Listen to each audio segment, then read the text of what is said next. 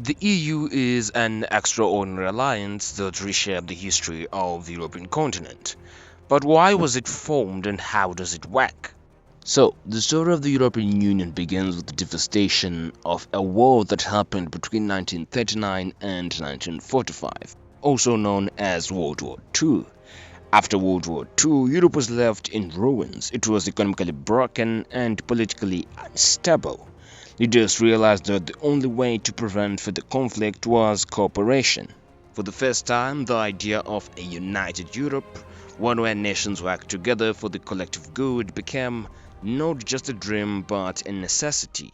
In 1951, six countries, which are Belgium, France, Germany, Italy, Luxembourg, and the Netherlands, came together to form the European Coal and Steel Community, or the ECSC. By uniting these critical industries, the founding nations believed they could prevent future wars. The ECSC was about more than just economic cooperation, it was a political statement. These countries were interlinking their most important resources, effectively making war between them nearly impossible. In 1957, the six founding nations took an even bigger step and signed the Treaty of Rome, creating the European Economic Community, or the EEC. This established a common market where goods, services, people, and capital could move freely. This freedom of movement was revolutionary. It laid the foundation for the Europe we know today, where borders between member states are nearly invisible. In 1973, the EEC expanded, welcoming new members like the United Kingdom, Denmark, and Ireland. As more countries joined, the vision of a fully united Europe came closer to reality. In 1992, the Maastricht Treaty was signed and the European Economic Community officially became the European Union. One of the most significant milestones in the EU's history was the introduction of a single currency, the euro, in 1999. The Eurozone, consisting of 20 EU member states, now shares this currency.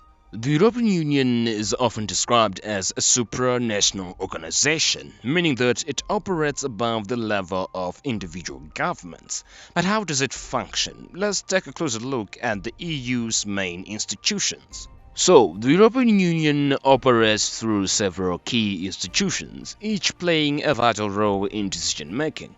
There is the European Commission, which proposes legislation and ensures that the treaties are upheld.